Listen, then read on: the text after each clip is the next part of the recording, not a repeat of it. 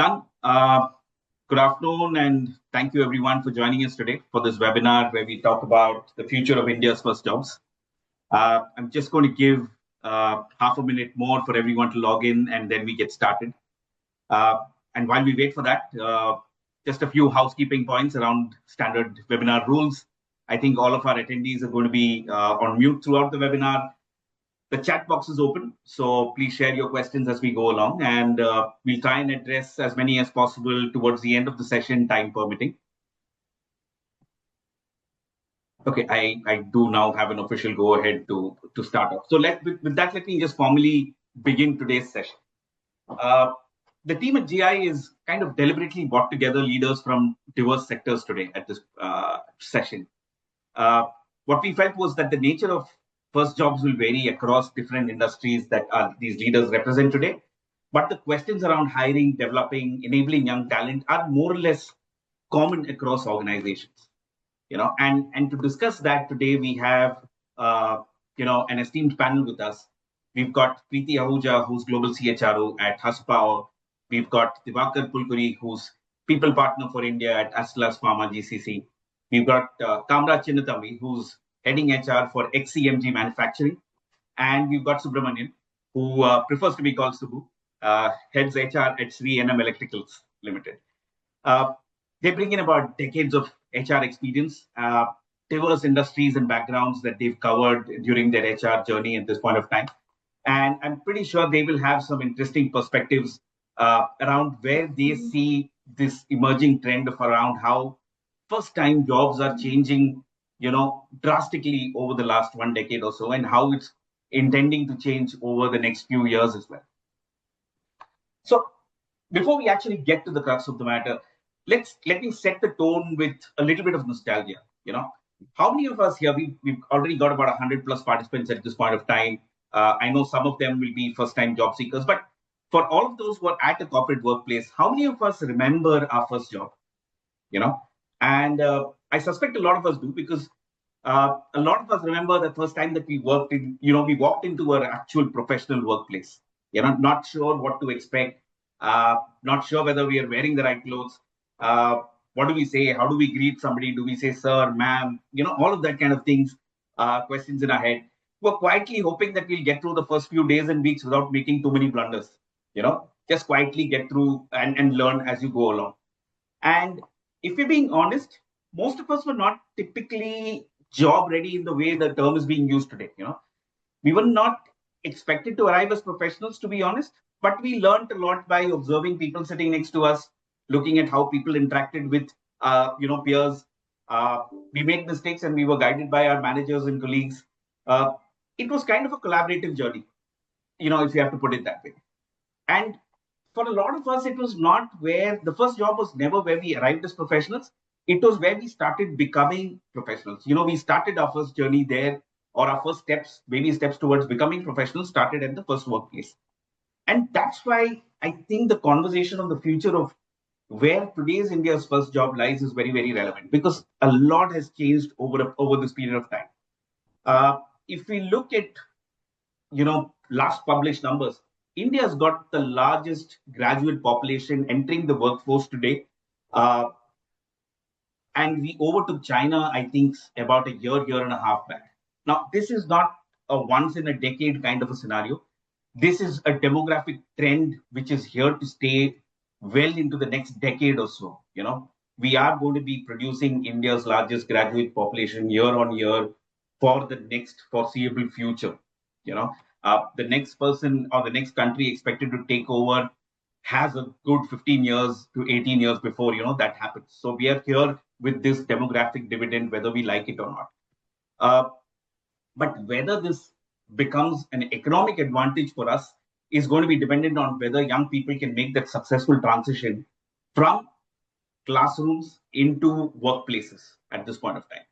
So the question is not whether we have enough people which can carry India to becoming the next superpower, world power, or whether we have enough graduates. It's whether we are creating the right opportunities, skills, and support systems that can help them turn potential into productive careers in the long run. And why, like I said earlier, it's so critical at this point of time is because how the nature of the job has changed. So let's start with the classic example. A decade ago, if you placed a job description for a fresher that you were hiring, say on campus, or who was in front of you for an interview, the job description from a decade ago is very, very different from what we have today in our current, organizations. Uh, we were primarily hiring for potential a decade ago. Organizations were looking for potential. We had a set list of things we looked at. We looked at the caliber of, the pedigree of colleges and educational institutions that the person attended. You looked at some bit of academic records. You looked at attitude. And as long as you had a basic confidence that the individual or student could fit into the organization, we would go ahead and hire and take a bet on the person. There was an understanding that the organization would invest time and support in helping the student become a well-rounded professional over a period of time. Uh, Today, when we're doing an interview, we still look for potential. But I think what we're also looking for is we're asking for practical proof. Have you had practical exposure in a workplace? What kind of internships have you done? What kind of projects have you done with corporates? Uh, can you give us examples of the kind of teamwork that you did, while on campus, and what kind of committees you worked with, or what kind of projects that you worked with where you had to work with people and collaborate with people? Uh, what's your confidence level with technology? How familiar are you with the digital tools that are prevailing in the market today? There's a lot of other stuff that we are looking for in addition to just the potential. uh, Now the exact mix of these questions may vary by role and by industry, but the underlying shift is kind of common. The expectation of workforce readiness has kind of moved way earlier. you know uh, you really can't blame organizations, because the last 1 decade has also seen organizations having to move and scramble and change as per evolving business scenarios. Teams are a lot more leaner at this point of time. Managers are strapped for time. They really don't have the time to kind of handhold new joinees and take them through the motions, daily motions. So you what basically happens today is you give new joinees a set of instructions, and they're expected to learn quickly, collaborate with strangers across the floor, use digital tools which your organization has, and learn them quickly. And the bottom line is they're expected to become productive a lot more quicker. That's where it is. And that's what raises a very, very critical question at this point of time. If we as employers are expecting more from the young people before they enter a workplace and their first job, what all can we do, or are we doing enough to help them succeed today in that matter? Because the first job, ideally, in an ideal world scenario, should never become a test of whether somebody is a finished professional. It should stay a bridge between potential and performance. And how do we handhold the first time joinees in that journey from converting potential to performance? And so this is a conversation more around shared responsibility. What can people do to prepare better? What can employers do to help early career talent learn and succeed? And that's where I'm hoping to hear from you. And let me start this off by throwing a question to Preeti. Now, Preeti, when you compare a young professional joining your organization today with, say, someone who was, say, 10 years ago, what do you think has changed the most? Not only in terms of what you expect from them, but how you onboarding people also differently, not just from, how has that changed for you? Great. And first of all, good afternoon, everyone, and pleasure to be here. And I think you have set the context right, Vijay. And, now let me, give the perspective here. I think the biggest change is that we are no longer hiring people, simply for what they already know.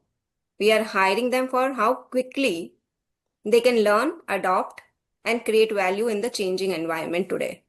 Because if you look at, 10 years ago, an early career employee would typically enter through a fairly, structured pathway, what we had earlier. Learn the basics, take on routine tasks, gradually build experience, and then progress. Today, the pathway being, reshaped by AI, automation, hybrid work, and the shift towards skill-based hiring. So some of the, routine tasks through which young professionals traditionally learn are now being automated.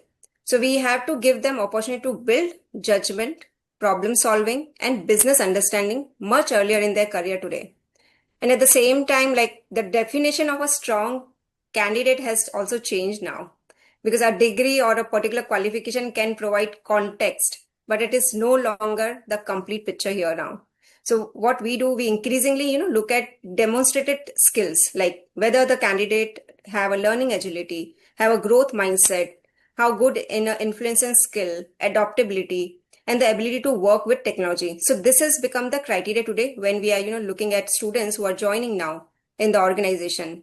And in an AI enabled workplace, it is not about, competing with AI, because sometimes people like freshers feel that, okay, they don't come with the AI experience, but it is about knowing how to use AI while bringing the unique human capability and technology. Because Right. still what we see that they have to use a human capability today and have the technology knowledge what they have learned in the institutes. And perhaps the biggest change is the organization now have a greatest opportunity in the shaping that journey. Like we have like hybrid work, young employees cannot always learn simply by observing seniors around them. So again, like there is a lot of responsibility for organizations also right now, that how they do the structure onboarding, how they provide the open feedback, how they collaborate them and provide a learning flow for those early careers in the organization so they can perform well, they understand the role, and that's how they shape their career. So if I have to summarize here the difference in one line, that 10 years ago we were largely preparing young people to fit into an existing career structure.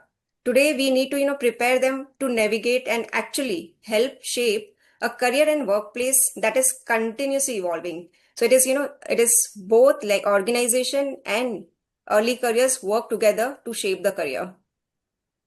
Interesting.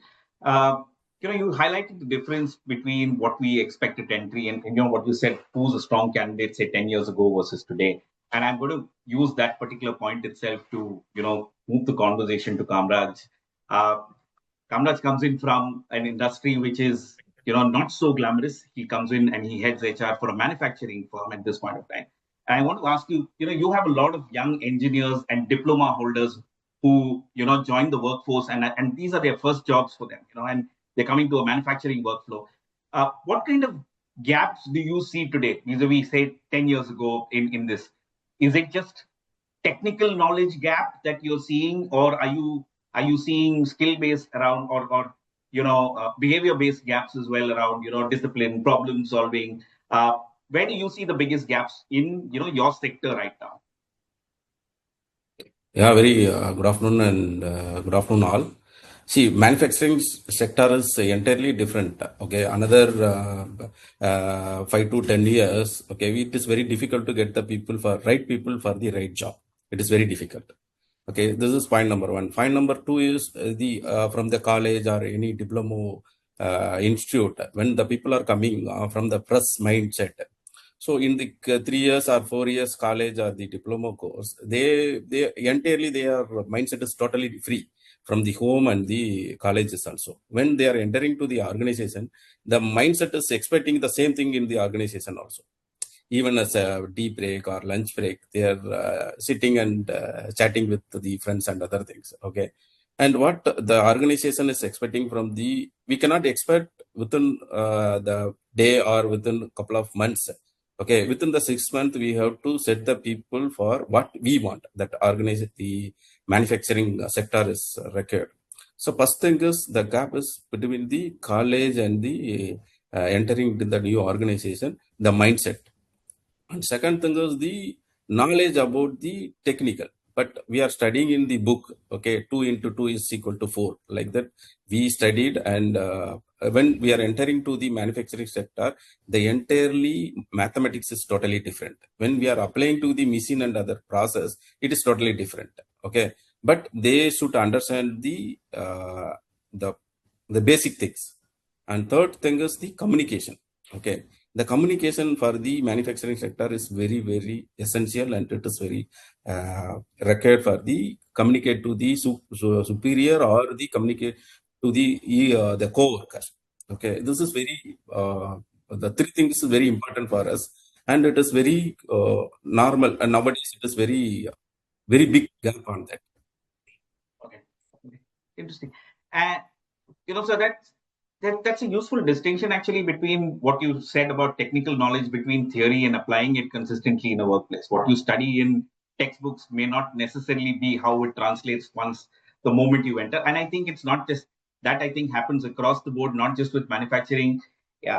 Even when you have an MBA grad, for example, that you're hiring out there, someone who's only been textbook heavy will find that change very difficult to make at times, because you really don't know how it plays out in the real corporate world, and there's a lot of things.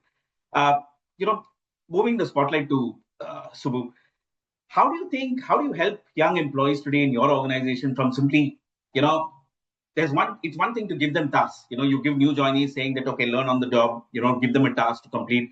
But how do you build that sense of commercial awareness, for example, in an organization like yours, uh, where you also end up having a lot of customer interactions, could be internal as well as external.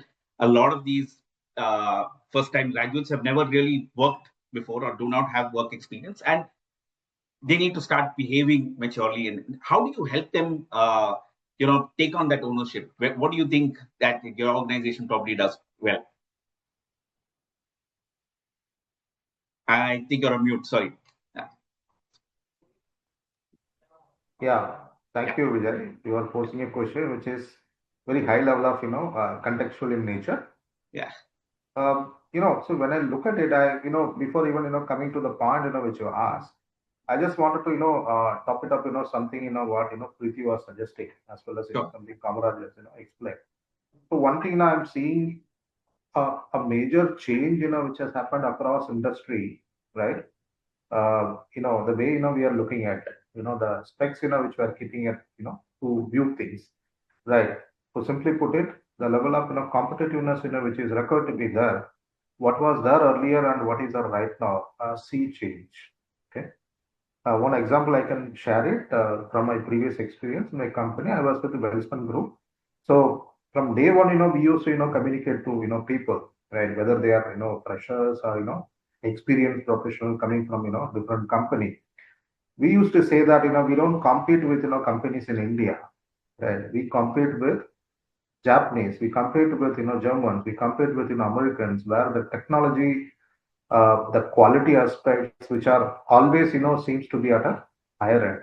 That is how, we used to pursue earlier, right? So that perception has changed.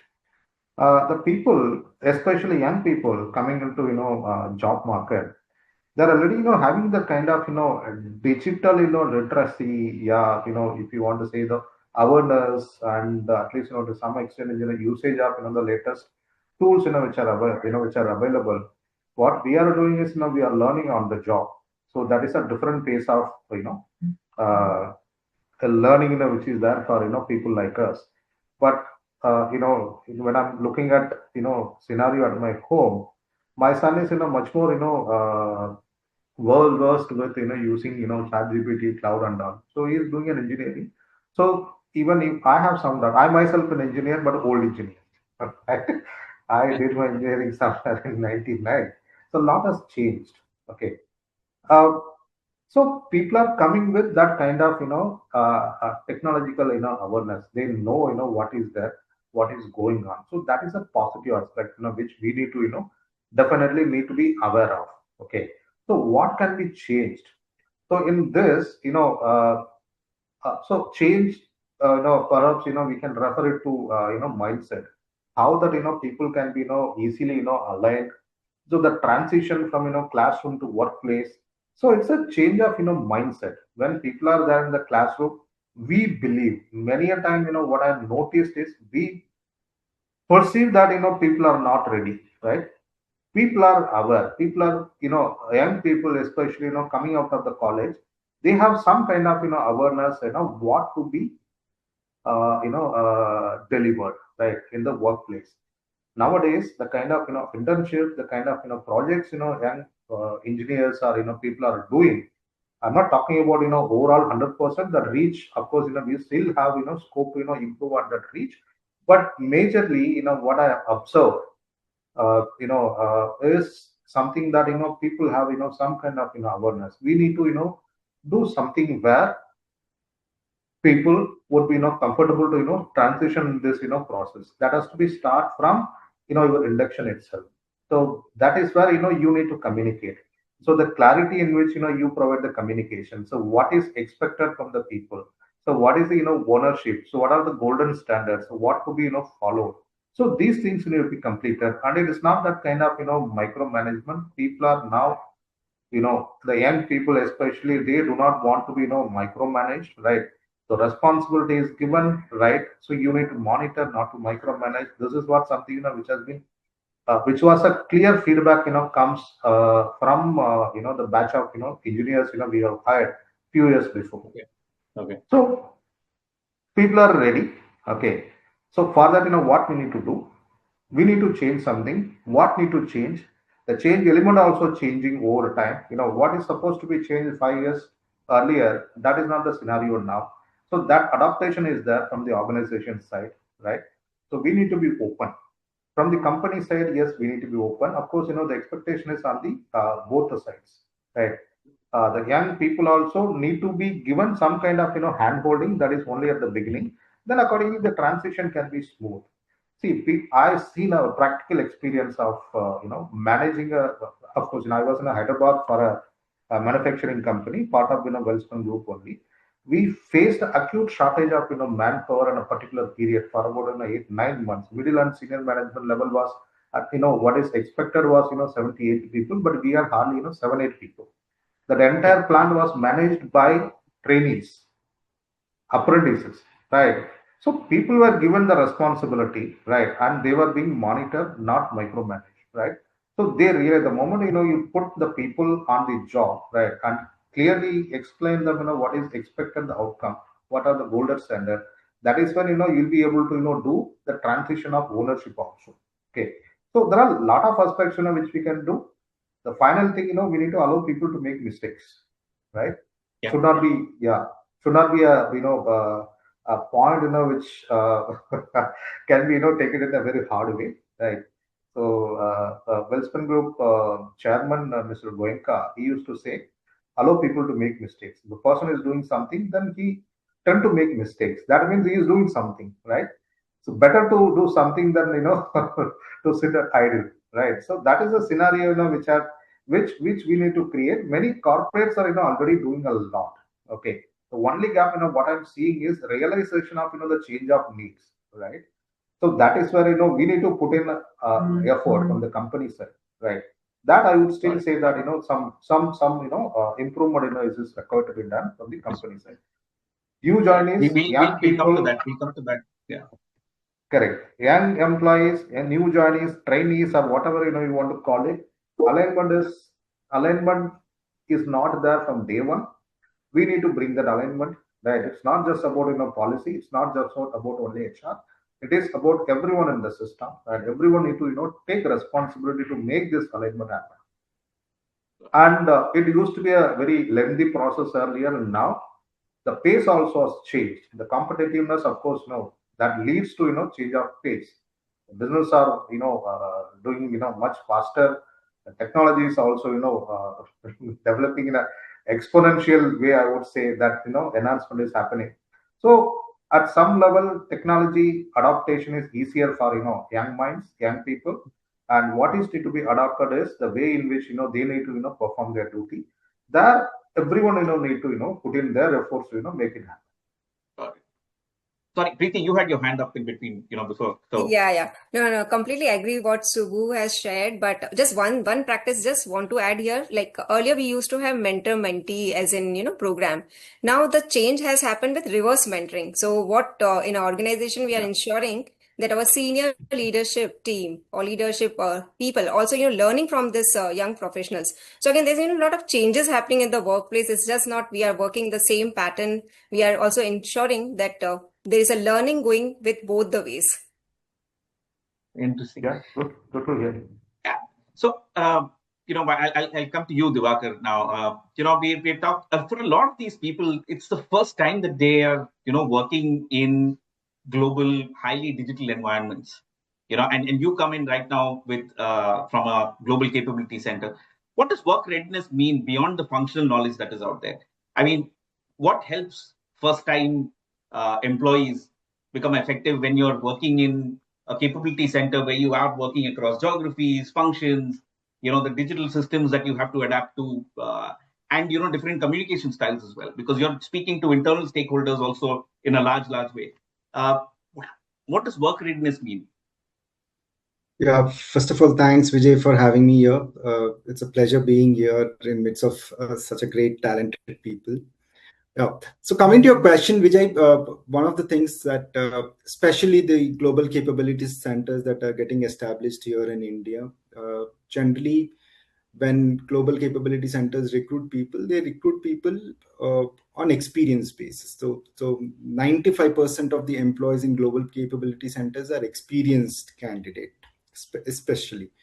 Okay. Now, when we recruit freshers, one of the things that we look at is very important factor is how well they are aware of the organization. Did they get prepared and came for the interview, whether they are aware of our business values, our vision, okay?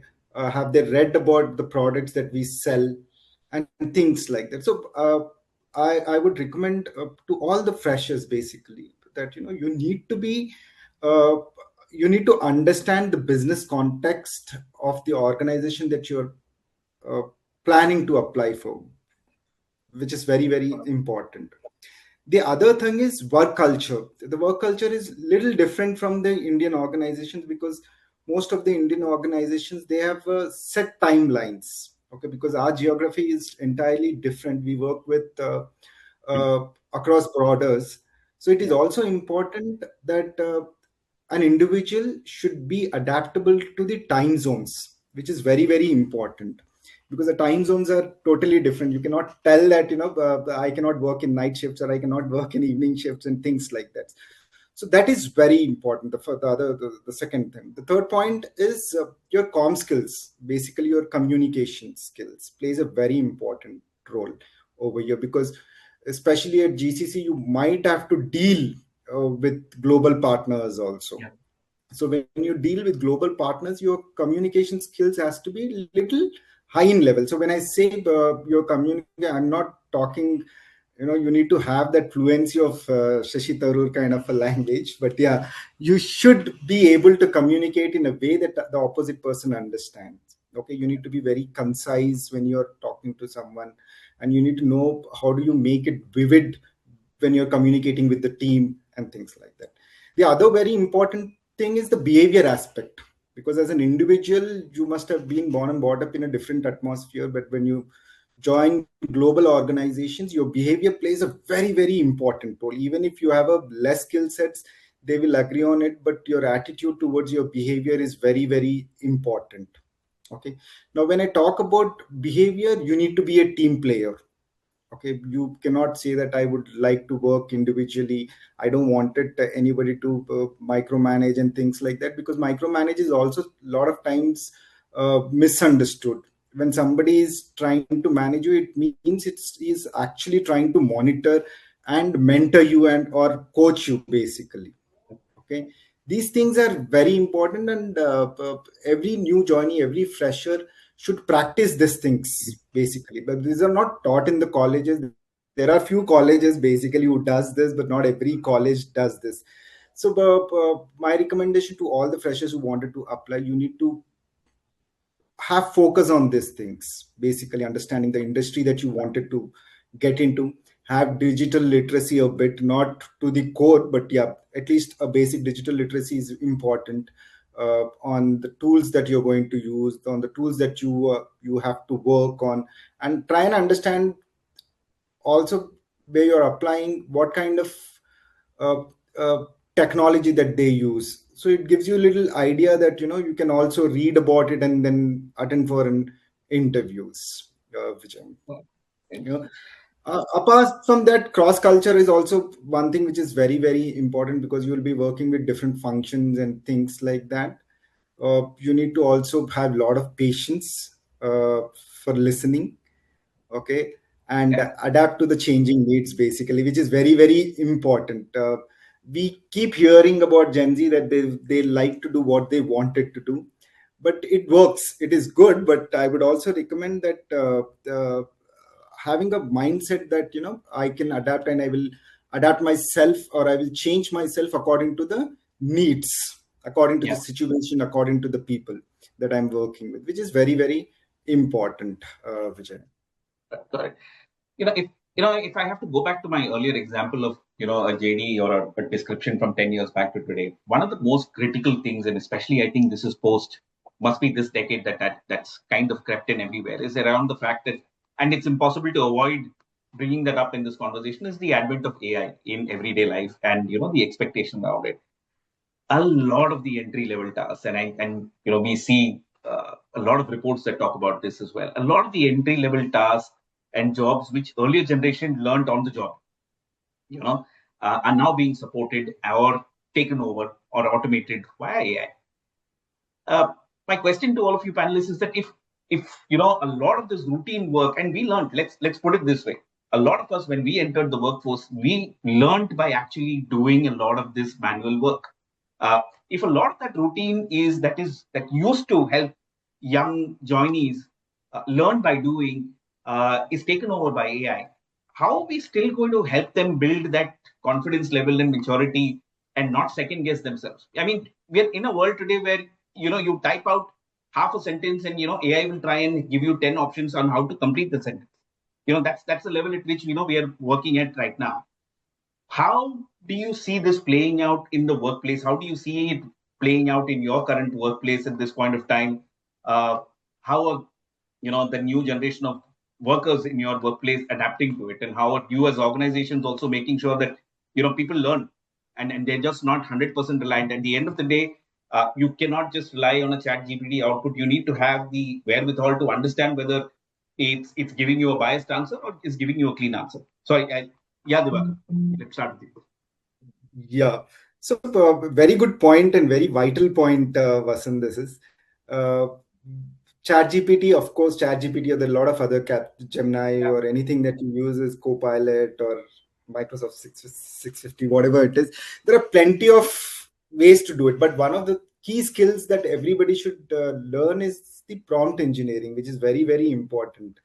Okay, AI does not give you every detail that you are expecting from. If you wanted what you are expecting, then you need to learn prompt engineering, and that is what we are trying to help our employees also to learn. How do you prompt and how do you speak to AI, basically? Yeah. Which is very, very important. Yeah. Okay. I think completely agree, and I'll just add here. See, if you look at like earlier, we used to spend a lot of time in making presentations, working on Excel sheet, looking, research data. Now you look at with the technology, how the transformation has been done. And I think that is a positive side of, learning the technology and, understanding how technology can help the role also. So what I can just give you example, even HR, we all coming from HR. So one of the shift, what we have seen is like if you know the technology and you know how effectively you can prepare the data today based learning the technology, you can invest more time on a business interaction, understanding more business what they are looking for. Because earlier the roles were like in talent acquisition, they used to spend a lot of time on just screening the resumes, lining up the interviews, coordination. But today with the technology we have seen the complete shift. Now they are focusing on discussing with the business head, why this requirement, what is the plan for that, what is you have vision, what is the business plan. So that conversation started because they have enough time to understand the business and be partner with the business. So I think there is a lot of things technology has helped us to improve the productivity, efficiency, and database decision making. Ultimately, yes, students have to learn this technology by practicing at a lot of data sets in college or through their internship or projects. Because the more they do the practice sessions, they will come to know, okay, what kind of solution we are getting. And that will develop them problem solving skills, what I see today. Because most of the time when we hire also, we look for problem solving skills, growth mindset, or critical thinking or creativity. This will come based on how they are getting exposure during their internship period on using the technology on the real time data. So I see, yes, it is a combination again, like look at human intelligence and look at technology, how you can give the best results here. Yeah, you're absolutely right, Preeti. I don't know whether I'll call you Preeti. So you're absolutely right, Preeti, whatever you said. Just to add to I would also like to say that, in my experience, I've seen AI has been a helping hand actually. And a lot of employees sometimes get scared thinking that, "Arey, if the AI is there, what will happen to my job?" and things like that. No, basically AI makes your life easier actually. It reduces your workload so that you can put your efforts in different areas basically. And that is what I've also seen. Like for an instant, if I have to prepare a dashboard, I really don't have to sit for hours in preparing a dashboard. I tell Copilot, give a prompt and tell Copilot to prepare a dashboard where I have to spend 5 to 6 hours in preparing a dashboard. Today I spend not more than 10 minutes. Okay. So as you rightly mentioned, yeah, learning AI will always help you uh, upskill yourself. Not only upskill yourself, but it will also help you get jobs. To be relevant in the industry now. Yeah, it is very, very important. And not only that, it also helps you. It helps you learn a lot of things that you're not aware. Basically, AI is like on-the-go learning platform in today's world. Yeah, if nobody can say that I don't know about this, you have AI to help you to learn things. So and it gives you ideas basically. Yeah. If you have something to do, then you take AI help to get ideas, and then you put your own thought process into it to think little out of the box, and then put your ideas and build whatever you are planning to do. So that's how AI is helping everyone. Yeah. Let me just bring Kamraj into the conversation because he comes in from an industry which also has, there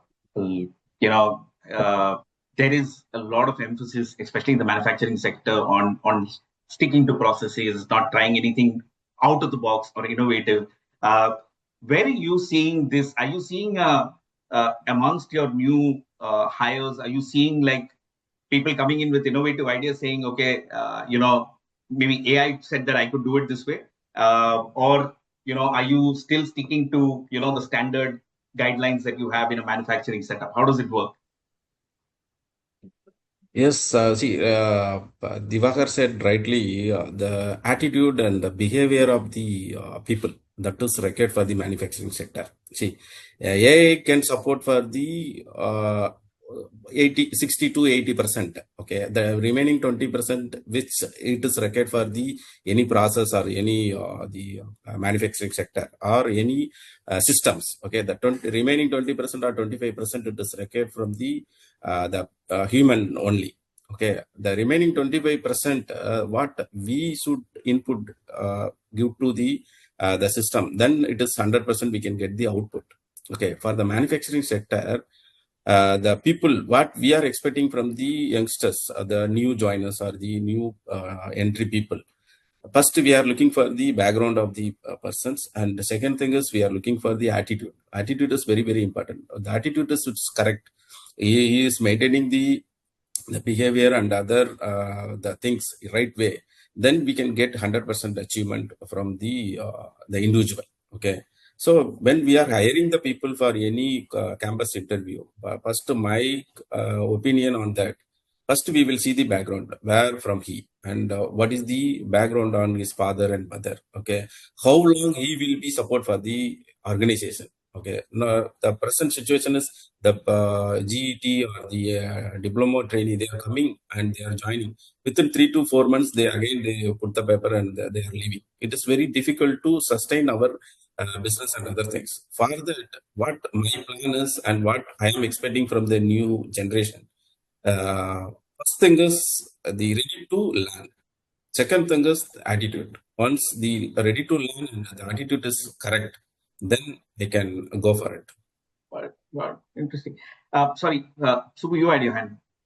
Yeah. I, wanted to, bring a different, perspective here. AI is here to stay, right? Absolutely. So I'm seeing this, transition. I remember, when I finished my engineering, most of my, batchmates, they wanted to explore something on software. So 99 I finished. So everybody was, running around, doing some courses. Even I was tempted to do Java course and get into Bangalore or suburb to get into software line. So it is that is a kind of scenario what we are seeing now. So in between I read somewhere that specifically employees from the banking sector wanted to go for a strike system into that. So that was a fear which was there, right? Yeah. Now situation changed, right? Technology changed, okay, but the environment of the fear factor still remain. People are seeing it as a threat, but AI, of course, it is going to continue. And whether it impact the first job, uh, instead of seeing it from one perspective, we can look at it that you come with AI knowledge, right? So that would be put it to the best use. So that is where we are seeing when I shortlist a candidate, specifically my company currently, of course, I joined this company. Yeah. I think we So have it now. majority of my experience, what I'm sharing, that came here. What we changed. Okay. So look for behavioral alignment skills. I'll teach you, right? Behavioral alignment, that is 70%. Then digital literacy, that is a 30%. That is how we are keeping our shortlisting criteria. The same was there in my previous company also. Always look for kind of potential. I would like to highlight a small example. How we change the entire GT programs. Which we used to run in a traditional way of going for Campus. Campus PPT. Then we go for group discussion. All those things. We changed the entire approach of our group discussion. Group discussion, generally the outcome of the group discussion is where whomsoever shouts in a louder voice, people get noticed, right? So that was traditionally which was there. But there are people, okay, uh, having good potential, but unnoticed, right? So you need to provide opportunity to each and everyone. So we divided that entire group discussion into two parts. One is group activity, other one is a individual activity. So that actually gave us a kind of clarity where the individual's potential also can be evaluated, right? I don't need in a cricket team, we don't need five Sachin Tendulkar and six Jasprit Bumrah, right? So you need to have people, right? You need to have multiple people, multiple talent. You need to have a support staff. Organization is like that. You always need people, not just captains. You need players, you need support staff. So I have a role, okay. Of course, the role is also changing. I'm talking about the context as of today, right? I'm looking at people comes with digital literacy, then I evaluate completely on the behavioral aspects, right? So that is clearly defined. That depends on the company's value system, right? What we are doing currently in my company is basically three things. The first and foremost is the collaboration. How the person, of course, behavioral aspect of collaborations we used to check. Then learning agility. These are the two aspects which we see, right? Plus digital literacy, that we wanted person to come with the little experience of someone who is completely known to this level. Let us develop not as an expertise level, but at least someone who can give a kind of opportunity. If provided an opportunity, person performs. So that is how I'm looking at the entire thing. AI, it's not going to be a threat, right? We need to align with that. That is how the cycle also will come to end. Of course, will not end. Again, goes into the further cycle. Like how I used to run behind Java. Now, of course, with the current generation, run behind AI. Got it. So there's obviously clearly a shift in the mindset with regards to what we expect, when we meet a graduate today. Like back to my first example, the table stakes are clearly different from earlier. You could have been from a great college and you had a good academic score. You would have been invited for an interview and then it was up to your skill. Here, there is a lot more in addition to that we're looking for. Let's look at it from the other perspective as well. I mean, we're expecting a lot from the generation, rightfully so, because times are changing, like I said, and businesses demands are changing as well. But Diwakar, tell me, do you think organizations are changing at the same pace? I mean, have onboarding, like Preeti mentioned and touched upon how they have a reverse mentee program, right now at this point of time. Do you think but organizations are also changing at the same pace, or are we still stuck with the same 30-day, 60-day, 90-day, onboarding programs? Are we also making those changes to help and ensure that these candidates who we have high expectations from, we are also being able to, doing justice to that side? Organization, sorry, I'm just taking that. I'll just, finish it 1 or 2 lines. The need for people realize that there's this need for change, but change has not, reached to that ground level 100%.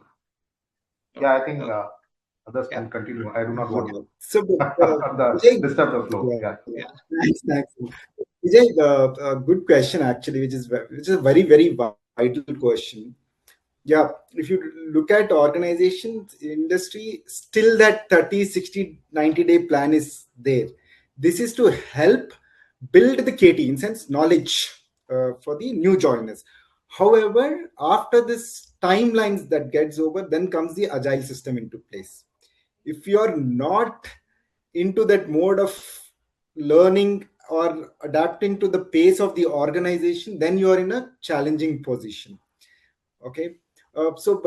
Yeah, uh, days might remain, but the ways and means of working has changed. So one of the core thing is agile working has come into the picture. Okay.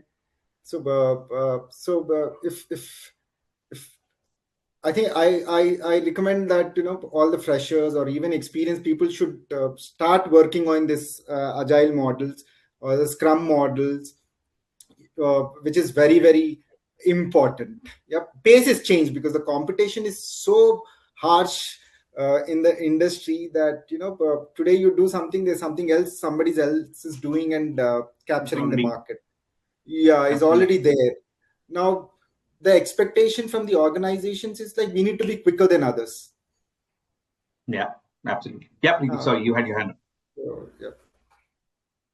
Yeah. So just to add on this point that today that I'll say the generation is very smart, and when they even look at the role, they very clearly ask what is there for me in that particular role, or how I will add value to the organization, how I will create an impact. So somewhere we have seen that yes, they are coming with a very resilient and growth mindset today, and they want to align with the objective of the organization. At the same time, now it's become our responsibility as an HR and an organization that how we provide them a right platform to them. So one thing what we start with, giving them a very clear role clarity, because that is the first start what we happen, that it's not just written down job description, it is more about clarity about what they have to do in initial 3 months, 6 months down the line, and then assign a right mentor and the ecosystem. And when I say environment, people with whom they can get support, guidance, tools, and resources for them to deliver the best, I'll say, performance or growth opportunities. And that's how the onboarding has shifted today. So it is just not classroom kind of onboarding. It is they go into different departments. There's a job rotation happen where they get exposure to understand the entire business ecosystem, that what different business functions in the same organization operates today. And that's how they learn the overall organization. That's how they learn the overall business function. And the third is we ensure they also get a financial acumen knowledge, because today when we hire all the management trainees or freshers, we ensure they understand the organization, how they generate profit, what is revenue per employee, because that's how they can relate, like later when they grow in the organization, they understand why we are talking about people, profit. Absolutely. So that I think link something. That's I think a great learning this thing, because I think when, and I don't know, I can't comment for all of you, but at least when we started off, say 2 decades ago, 2 decades plus ago, I don't really know whether organizations thought in that manner. We were very clearly siloed into doing a few tasks, and you learn as you get better at those tasks, and then you move forward. I think financial acumen today, along with digital literacy, is actually very, very critical in that sense. Let me just call upon Kamraj again. Are you seeing, has onboarding in manufacturing taken a huge difference? Do you see a huge difference from how you were onboarding people, say 5-10 years ago vis-a-vis today? What have you seen change in your organization or in the manufacturing setups?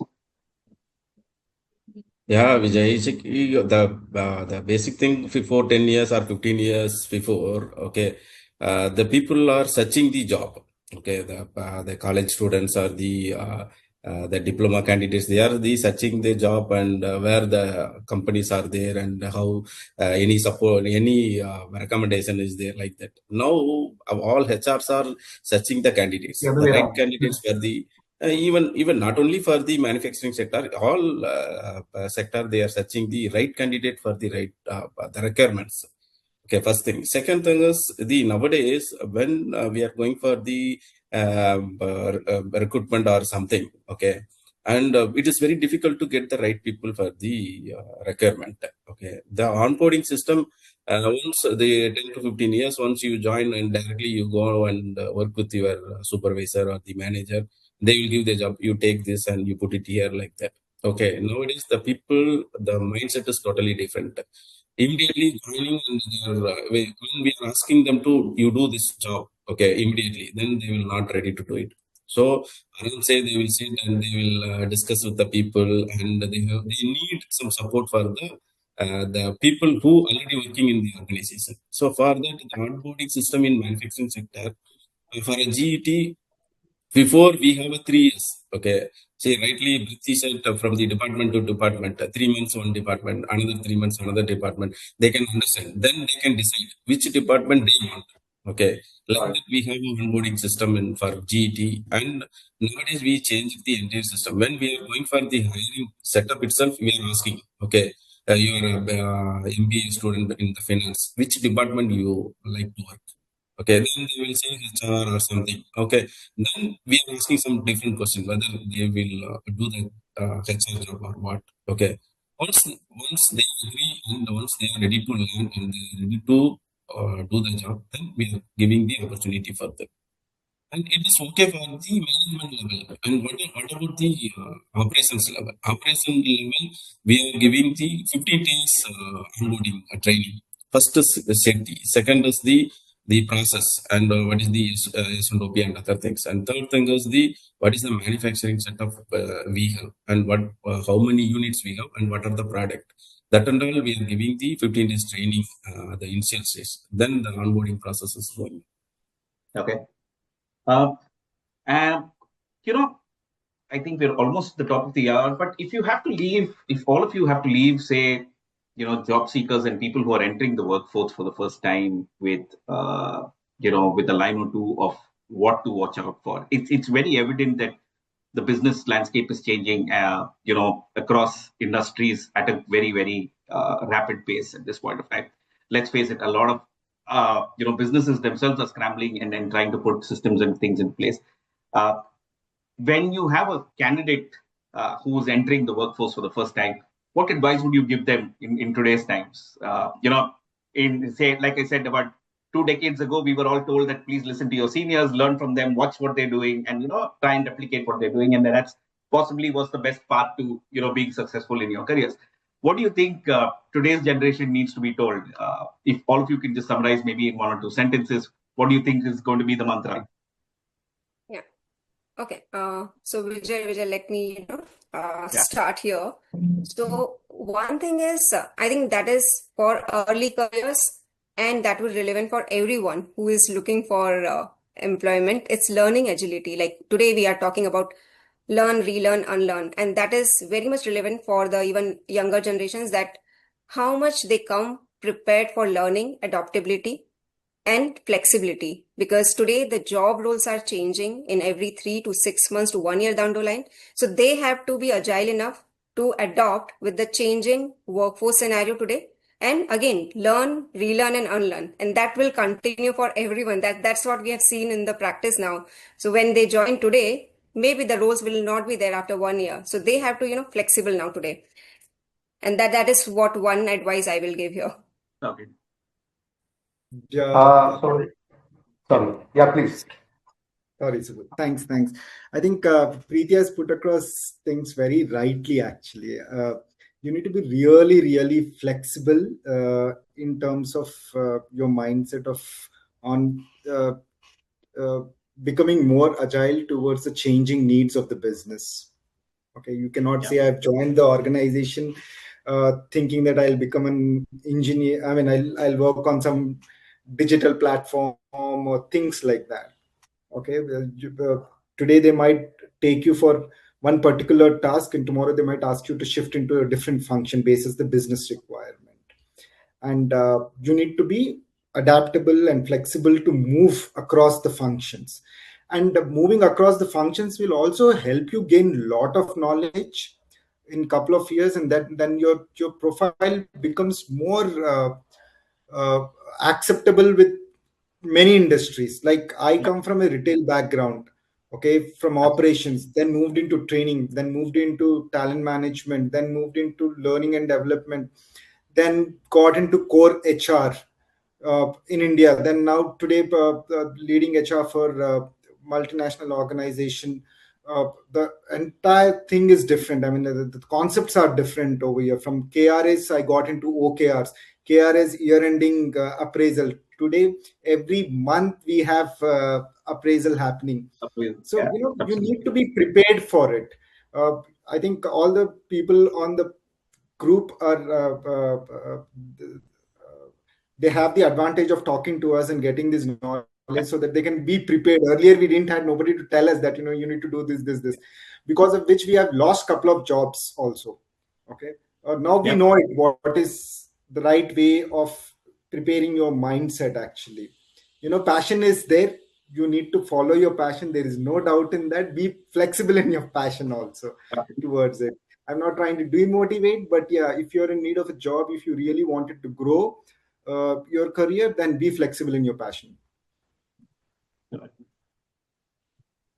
Yeah. So let me start. So I, in fact, look back at, at what I was, received as an advice when I was, looking for my, first job. So everybody was, talking to me that, look for a stability, right? Get into a job which provides a kind of, stability for you so that, you can get married and settle in your life. So that used to be a mindset. Now that has completely changed. So that stability, the word itself has changed to agility, right? We were talking about skilling for some time. Then we started talking about multi-skilling. Now we are talking about people moving around to a different function, not within the same function HR, moving to a different function. So the scenario has changed such that people, I would give a advice to people, of course, first time entering, be open to learn. It's the same advice we used to give it to all the people those who are leaving us also. Right? It's not that only job seeker, those who are leaving our company also. We always say that look for learning opportunity, not just salary, learning exposure as well as good people to work with. Of course, nowadays getting the references of particular organization culture is much easier than the earlier scenario. Right. At least you can have some idea how that work culture is there. So we always inform people that look for these areas where you'll be able to grow much faster. Right. Salary, fitment, designation, these are the items which always comes along, right? But don't run around. Don't run behind that. Right? So run behind something which helps you to reach there. So that is advice, the same advice, and it's a standard line item in our campus PPT also. Right. Okay. Look for opportunity inside as well as outside. Yeah. Last thoughts, Kamraj. Yes. See, from my point of view, in the previous 20 years or 30 years before, the person joined as a fitter. He'll retire as a fitter only. But the scenario is totally changed right now. Okay, the diploma candidate joining as a diploma trainee and he's become an engineer and senior engineer and manager. Okay, the HR, all the manufacturing set of HR already they have created the career path for the entire software employees also. Okay, now what I have the organization from my side, what we are doing. Okay, we are taking the diploma candidates and we are giving the opportunity for as an engineer. Okay, what the interest on him, whether he can join us in SEM, he can do whatever he wants. And if he is ready to do it, and what is the knowledge he is having, and we are testing the knowledge and other things, we are transferred from the soft floor to the particular department. That opportunity also, the manufacturing setup is ready to do it. And the second thing is, it is not the over a period of 10 years or 15 years, he can do the same job, or where he joined the soft floor. The entire life, or the entire service period, okay, Yeah. not required to spend the entire time for in the soft floor. Okay, so we are creating some the scope, and we are creating the successor plan and other things to the soft floor employees also. So the people should accept, the person should accept, and the person should ready to learn, and the behavior that is required for the manufacturing setup. And one more thing, for the AI will support for I said the 80%. Okay, but it is very difficult to get it in the manufacturing setup. It is totally different. Okay, and you can have a knowledge about the upcoming technology and other things, but where we can use it. Okay, how it can be support for the your personal growth. That is very important. So if you allow me to, Yeah. say one word, just to top up, what Kamaraj said. Yes, AI is, one area. Implementation of, AI in, manufacturing. It has already started, right? So in my, I was actually, witnessed, to some of the, development, right? In a steel manufacturing company where, we used to deploy people to monitor the different specifications of the molten metal when in the steel manufacturing process. That used to be, many people. Now, with, lot of, developments, those monitoring effort was completely, transferred to technology, right? So you put, AI, machine language, AI, ML. So that used to be the mantra specifically in manufacturing industry. Of course, from the cost point of view, it's still not reached to across industry level from that perspective, but it has started and will take little time to It's a journey. penetrate to It's a start the last towards. level. Yeah. Yeah, will take little time to come to the last level. And after some time, we just had a discussion with my our team had a discussion with our CEO just couple of days before. When when we are actually looking for people like Kamraj said. So earlier, candidates used to go to different companies. Now HR, running behind the candidates. So after a certain point in time, I don't know whether it may come true or not. So the level of repetitive tasks which used to be managed by engineers or people at workman level would be replaced by robots. So it is again a possibility which is being highly explored. Uh, in my previous company, it has implemented in one particular section. Okay, so I don't know whether it's good or bad. So It's, good part I is mean, scope to learn robotics. there is Right? always scope to learn. Yeah, I Yeah. get it. We are at the end of the hour, so I Yeah. have to wrap up over here. But I think the good thing is that at least amongst all of us, we have a consensus that this is a shared responsibility. I mean, candidates will need to build skills and seek exposure and experience, whereas employers will need to create an environment in which newcomers can learn and thrive and succeed. Um, right now it has to be a bridge between potential and the performance. It's not a sign of, I don't think a first job, to be fair, is a sign of whether you are a true professional or not. It is a journey to getting there. And I think both parties have an equally important role to play out there. So I'd like to thank all of you, Divakar, Subhu, Kamraj, Preeti, for your practical and thoughtful insights out here.